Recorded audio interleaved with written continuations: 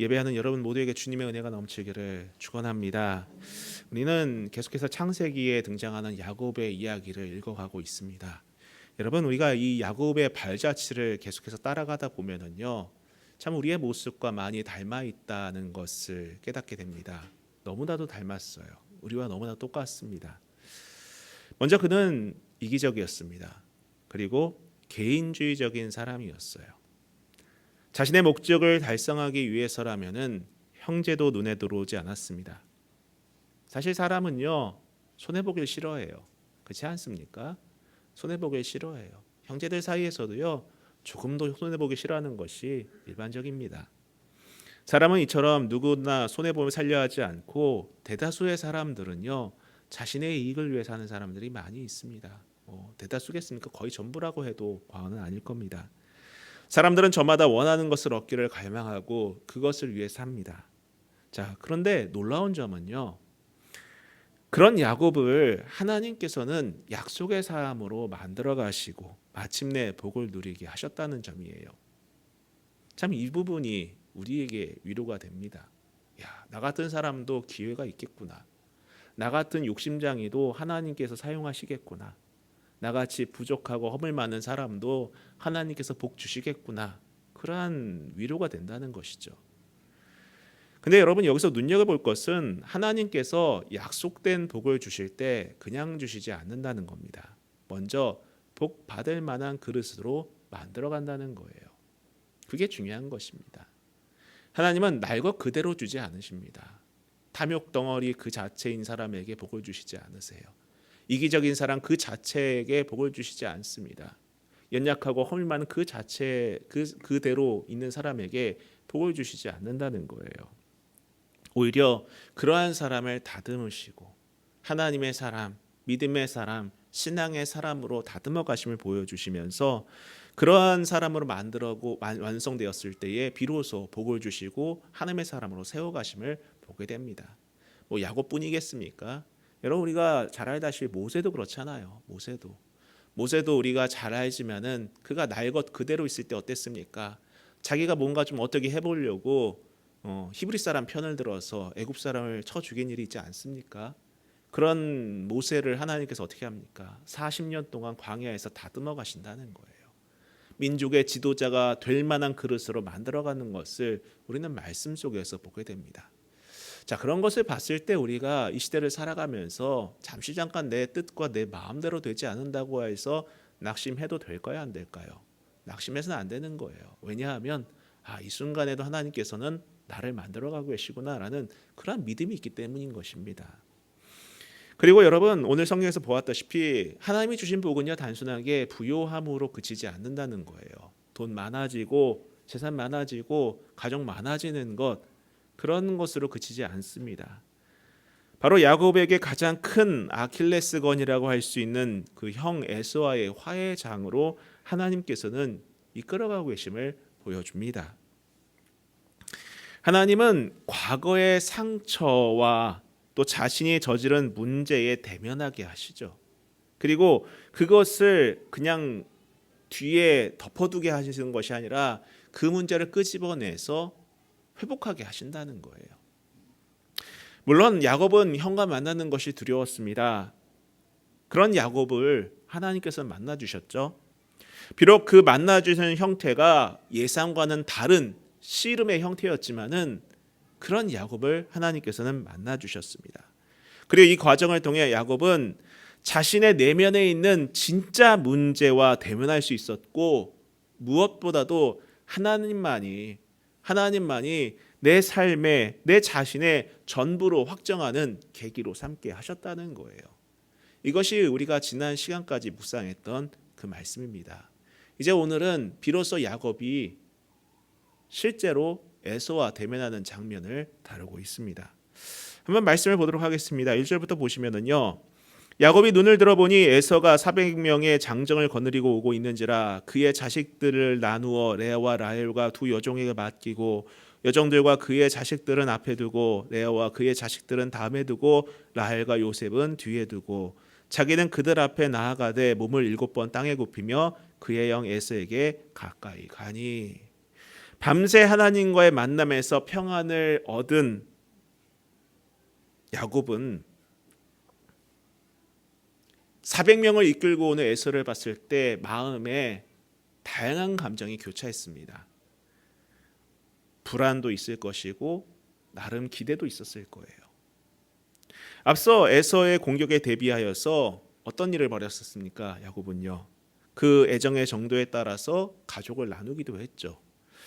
근데 여러분, 오늘 성경을 보면 이전처럼 비겁하게 맨 뒤에서 조금 자신이 좀 어떻게 피해볼까 이러한 생각을 하지 않습니다. 오히려 맨 앞에 나아가서 에서를 맞이하는 야곱을 보게 된다는 거예요. 이게 바로 야곱이 그 간밤에 있었던 그 일을 계기로 바뀌었던 것입니다. 야곱은 지금요, 정말 겨자씨만한 정말 작은 믿음으로 태산과 같이 큰 불신과 불안을 제치고 나아가고 있는 것입니다. 믿음으로 사는 우리도 마찬가지입니다. 우리가 날마다 말씀을 듣습니다. 기도도 하죠. 그리고 믿음으로 나아간다고 합니다. 근데 사실 우리가 그러한 믿음이 있다고 하지만은 삶의 순간순간 다가오는 현실은요, 때로는 내가 가진 믿음보다 크게 다가올 때가 많이 있어요. 그렇지 않습니까? 우리가 사실 주일날 예배를 드리고 말씀을 묵상하고 집으로 돌아갔을 때에 우리가 마주할 수밖에 없는 그런 현실을 볼 때 내 믿음이 작아지는 것을 경험할 때가 있어요. 내 기도보다 현실이 더 커 보일 때가 있습니다. 주님 말씀은 압니다. 기도도 합니다. 그런데 내게 이렇게 놓여 있는 이 현실은요, 과연 기도로 될까요? 말씀을 믿는 믿음으로 될까요? 라는 그런 현실이 분명 존재한다는 거예요. 여러분, 그럼에도 불구하고 자신이 믿음 없다고 낙심할 것이 아니라 비록 현실이 태산처럼 크더라도 여러분 어떻습니까? 겨자씨만한 그 작은 믿음을 갖고 앞으로 나아가는 것이 중요한 거예요. 마치 오늘 야곱처럼요. 400명의 군대 얼마나 두려웠겠습니까? 그러나 맨 앞으로 나아갔다는 것은 그 작은 믿음, 지난번 하나님께서 내게 주신 그 약속된 그 작은 믿음 하나 붙들고 한 걸음 한 걸음 두려운 마음으로 나가는 거였어요. 근데 여러분, 중요한 것은요, 바로 하나님의 역사심은 바로 그 발걸음, 그 믿음의 용기에서부터 시작한다는 것입니다. 그 믿음의 용기, 믿음의 출발점, 그것이 중요하다라는 거예요. 여러분, 분명 현실은 큽니다. 내 기도보다 내 믿음보다 커 보일 수 있어요. 그러나 믿음의 첫 발자국을 뗄 수 있는 저와 여러분들이 될 수 있기를 주님의 이름으로 부탁드립니다. 4절부터 또 보도록 하겠습니다. 에서가 달려와서 그를 맞이하여 안고 목을 어긋맞추어 그와 입맞추고 서로 우니라. 에서가 눈을 들어 여인들과 자식들을 보고 묻되 너와 함께한 이들은 누구냐? 야곱이 이르되 하나님이 주의 종에게 은혜로 주신 자식들이니이다. 그때 여종들이 그의 자식들과 더불어 나와 절하고 레아도 그의 자식들과 더불어 나와 절하고 그 후에 요셉이 라헬과 더불어 나와 절하니. 환대를 하러 나간 야곱은 오히려 에서의 환대를 받습니다. 예상과는 다른 일이 벌어진 거예요. 에서는 야곱을 환대하고 이 환대는 야곱의 가족들에게까지 확대가 되는 것을 보여줍니다. 두려운 마음으로 나아갔는데 전혀 예상치 못한 일, 하나님의 놀라운 역사가 일어났던 거예요. 이게 하나님의 일인 것입니다. 에서는 야곱의 상상과는 달리 살기 등등하고 지난 과거에 대한 증오로 잠식되어서 분노를 주체 못하는 그러한 형이 아니었던 것입니다. 그리고 형 에서가 데려왔던 이 400명은 야곱을 치려고 데려왔던 것이 아니라 오히려 야곱을 보호해 주려고, 야곱을 에스코트해 주려고 데려왔던 그러한 군대였던 거예요. 여러분, 늘 자기 판단으로 이기적인 삶을 살았던 야곱이 실상은 얼마나 스스로 고난을 자초했는지를 이 대목에서 보여주지 않습니까? 자기만의 고민이었던 거예요. 자기만의 생각이었던 것입니다. 자기만의 그 사고의 틀에 갇혀서 혼자 상상 속에서 스스로를 학대하고 있었던 거예요. 전혀 그 의도가 아니었고 이미 하나님께서 예비하셨고 그 길을 열어주셨는데 혼자 두려워서 혼자 자기만의 생각에 갇혀서 이러한 망상 속에서 스스로 괴로워하고 있었던 것입니다. 사실 여러분, 우리의 감정이나 생각도 마찬가지인 것 같습니다. 우리의 의식은요, 부정적인 것, 또 비관적인 것에 쉽게 반응하고 쉽게 이끌립니다. 사실 우리가 그렇지 않습니까? 어떤 한 가지 생각을 할 때에 부정적인 생각은요, 꼬리에 꼬리를 물고 계속 이어집니다. 그러다 보면은 밤잠을 설쳐요. 잠을 못 잡니다. 밥맛이 없습니다. 그 어떤 일에도 흥미를 느끼지 않는다는 거예요. 그게 우리의 현실이에요. 근데 여러분, 사실 이러한 감정이나 생각들은 나라는 그 자기라는 그 범주에 갇혀서 그 안에 갇혀 있기 때문에 나오는 것입니다. 부정적인 생각은요, 스스로를 가둡니다. 그리고 스스로를 가두면 또 어떻게 됩니까? 더 비관적이고 더 부정적으로 보는 악순환이 나오는 거예요. 그러나 여러분, 그것은 내 생각일 뿐입니다. 나만의 생각일 뿐이에요. 내 우려일 뿐입니다. 나만의 걱정일 뿐이라는 거예요. 하나님은요, 나라는 그 생각의 틀에서 벗어나 믿음으로 세상을 보고 상황을 보기를 원하고 계시다는 것입니다. 나라는 틀에 갇히는 것이 아니라 말씀 가운데 약속을 신뢰하며 믿음으로 세상을 보기를 원하신다는 거예요. 분이엘 이전의 야곱과 이후의 야곱을 비교해 보시기 바랍니다. 여러분, 분이엘 이전의 야곱은요, 비관적이었고 부정적이었습니다. 그러나 하나님께서는 이 비관적이고 부정적이며 스스로를 고립시켰던 이 야곱에게 찾아가셔서 그에게 이스라엘이라는 이름을 부여하여 주시고 믿음의 길로 나오게 하셨던 것을 우리는 말씀 속에서 볼 수 있었습니다. 이제 우리에게 동일한 이름이 주어졌어요. 바로 그리스도인이란 이름이 우리에게 있습니다. 그렇기 때문에 우리는 나라는 자기만의 틀에 갇혀서 이 상황과 환경을 자의적으로 부정적으로 보는 것이 아니라 믿음의 문으로 들어가서 하나님께서 예배하신 그 은혜를 누릴 수 있기를 주님의 이름으로 축복합니다.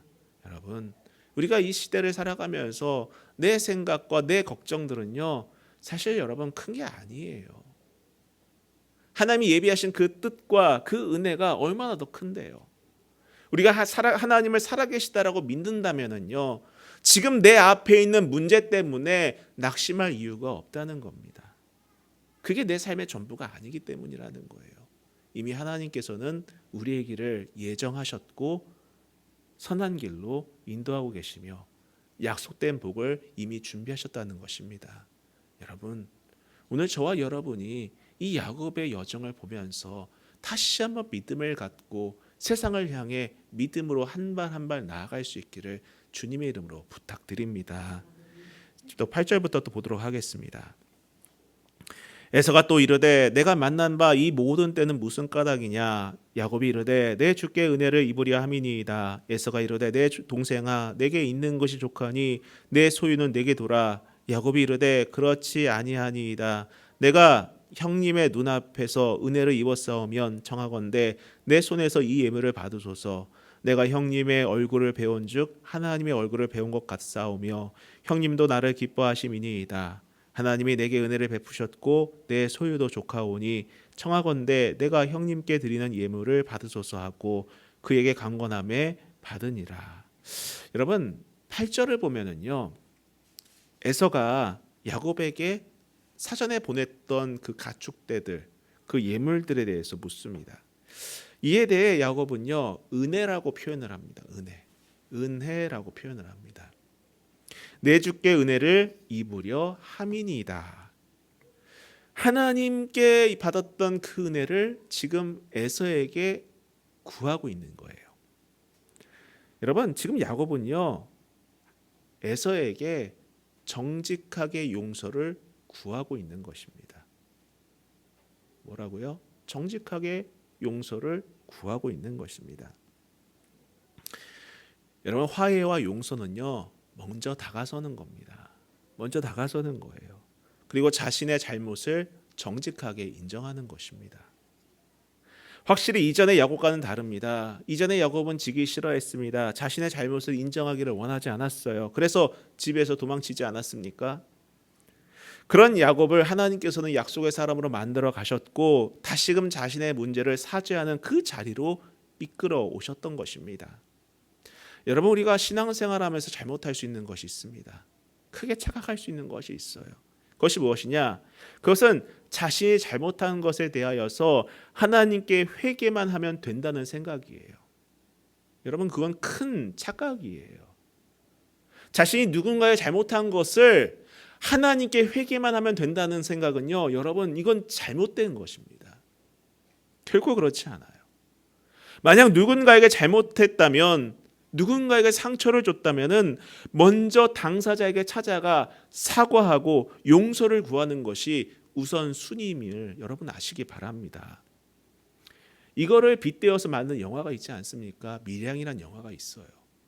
그 미량이라는 영화를 보면은요, 그것은 크게 두 가지로 요약할 수 있습니다. 바로 허영과 탐욕이라고 요약할 수가 있어요.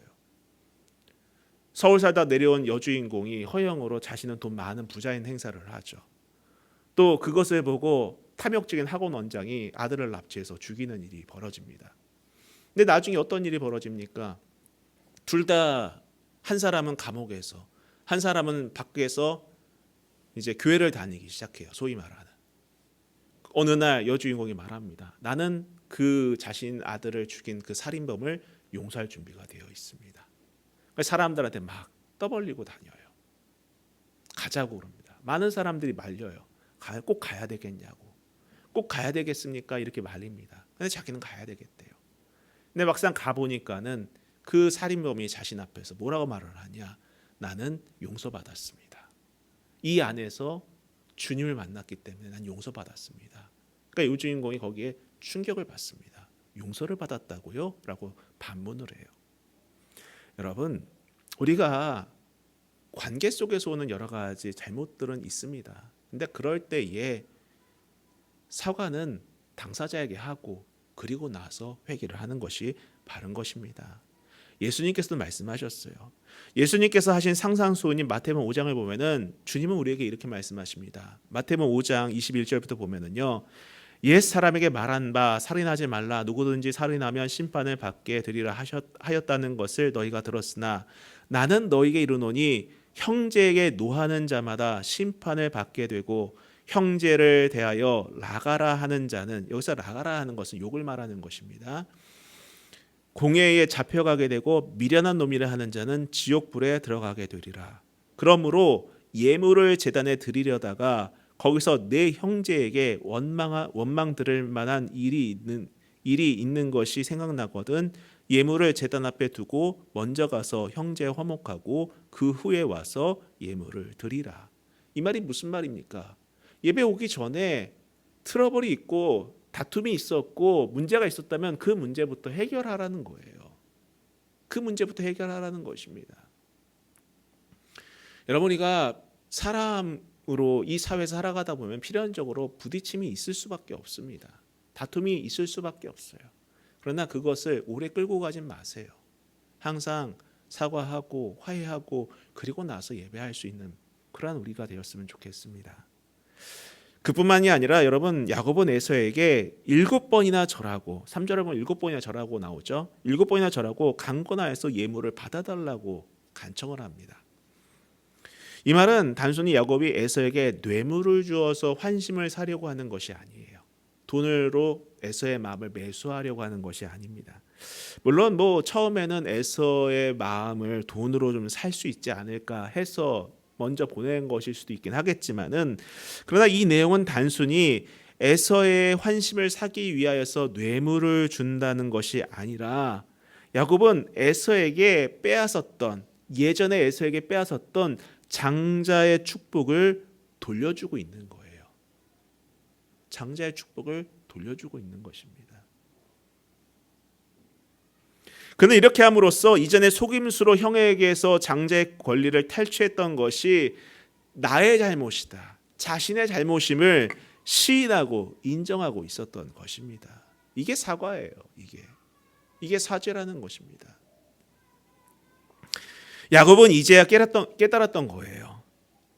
야곱과 그 후손이 받을 축복은 하나님이 주권적으로 선택하시고 베푸신 선물로서의 축복이지 물불을 가리지 않고 쟁취한 야곱의 탐욕의 산물이 아니었던 것을 야곱은 깨달았던 것입니다. 여러분, 하나님이 주신 복은요, 옳은 방법으로 옵니다. 항상 바른 방법으로 오요. 합법적인 방법으로 옵니다. 이제 야곱은 실패와 좌절을 통해 자신의 허물을 시인하고 하나님의 주권을 인정하는 모습으로 바뀐 거예요. 여러분, 하나님은 야곱과 마찬가지로 우리를 복 주시기를 원하십니다. 그런데 우리의 탐욕에 반응하지 않으시고 하나님께서는 그분의 주권적인 방법으로 우리와 우리의 후손들을 축복해 가심을 믿으시길 바랍니다. 자, 13절 말씀 보도록 하겠습니다. 야곱이 그에게 이르되 내 주도 아시거니와 자식들은 연약하고 내게 있는 양떼와 소가 새끼를 데리고 있은즉 하루만 지나치게 몰면 모든 떼가 죽으리니 청하건대 내 주는 종보다 앞서 가소서. 나는 앞에 가는 가축과 자식들의 걸음대로 천천히 인도하여 세일로 가서 내 주께 나아가리이다. 에서가 이르되 내가 내 종 몇 사람을 내게 머물게 하리라. 야곱이 이르되 어찌하여 그리하리이까. 나로 내 주께 은혜를 얻게 하소서 하매 이날에 에서는 세일로 돌아가고 야곱은 숫곳에 이르러 자기를 위하여 집을 짓고 그의 가축을 위하여 우릿간을 지었으므로 그 땅 이름을 숫곳이라 부르더라. 야곱은 에서의 에스코트를 거절합니다. 같이 가자. 같이 이제 세일로 돌아가자. 근데 거절을 합니다. 광야를 누비는 사람들의 속도를 목축을 하는 우리가 따라갈 수가 없습니다. 그러면서 정중하게 거절하고 에서를 먼저 보냅니다. 근데 여러분 보시면은요, 야곱이 뒤따라온 곳은 세일이 아니었어요. 어디입니까? 숫곳으로 갑니다. 그래서 이 사건에 대해서 성경학자들은 야곱이 또 거짓말한 것이 아니냐, 형을 또 속인 것이 아니냐라고 말하는 사람도 있습니다. 물론 아직 야곱에게는 에서에 대한 두려움이 있을 수도 있었을 거예요. 그렇지 않습니까? 두려울 수도 있었겠죠. 야곱은 여전히 자신과 동행하며 지켜주시겠다는 그 베델의 하나님의 약속보다 에서를 더 두려워할 수도 있겠다라고 생각할 수는 있을 것 같습니다. 하지만 여러분, 야곱은 알았던 거예요. 뭘 알았을까요? 아무리 형제라고 하더라도, 아무리 화해했다 하더라도 지켜야 할 선은 있다는 것을 야곱은 알았던 것입니다. 여러분, 가까울수록 조심해야 되는 것이 인간관계입니다. 그렇죠? 가장 가까운 사람이 누굽니까? 부부관계죠. 그리고 가족 아니겠습니까? 가까울수록 조심해야 되는 것이 인간관계예요. 가까울수록 선을 이렇게 서로 존중을 해줘야 되는 것입니다. 편할수록 함부로 대하는 것이 아니라 더 조심하고 선을 지켜야 그 관계가 오래 유지가 되는 거예요. 자, 18절부터 읽고 마치도록 하겠습니다. 야곱이 바단 아람에서부터 평안히 가나안 땅 세겜 성읍에 이르러 그 성읍 앞에 장막을 치고 그가 장막을 친 밭을 세겜의 아버지 하몰의 아들들의 손에서 베크시타에 샀으며 거기에 제단을 쌓고 그 이름을 엘엘로헤 이스라엘이라 불렀더라. 이제 야곱은 마음의 평안을 얻게 됩니다. 떠날 땐 불안과 궁핍과 두려움으로 떠났었지만은 그가 하나님의 복을 누림으로 가족과 재산과 무엇보다 형과 화해하고 평안히 쉬게 될 곳에 이르게 된 거예요. 그러면서 야곱은 고백합니다. 엘엘로헤 이스라엘. 여기서 엘엘로헤 이스라엘은 무슨 의미입니까? 하나님, 이스라엘의 하나님. 여기서 말한 이스라엘은 바로 하나님께서 야곱에게 주신 새 이름이었던 거예요. 쉽게 말하면 하나님, 나의 하나님이라는 표현입니다. 그래요. 이전에는 아브라함의 하나님, 이삭의 하나님으로 불렀던 그 하나님을 엘엘로의 이스라엘, 비로소 나의 하나님으로 야곱은 고백하기 시작했던 것입니다. 성도 여러분, 우리가 이 시대를 살아가면서 나의 하나님으로 고백하며 믿음 가운데 나아갈 수 있기를 주님의 이름으로 축복합니다. 야곱의 그 삶의 여정들을 보면서 믿음의 바른 발걸음을 걸어 나갈 수 있기를 바랍니다. 하나님은 결코 탐욕에 반응하는 분이 아니세요. 하나님은 하나님의 복을 주실 때에 언제나 하나님의 사람으로 다듬어 가신 후에 그 복을 허락하십니다. 그리고 그 복을 누린 사람은 비로소 이렇게 말할 수 있습니다. 하나님, 나의 하나님. 이 고백이 저와 여러분들의 고백이 될 수 있기를 다시 한번 주님의 이름으로 축복합니다. 우리 같이 찬양하고 기도하겠습니다.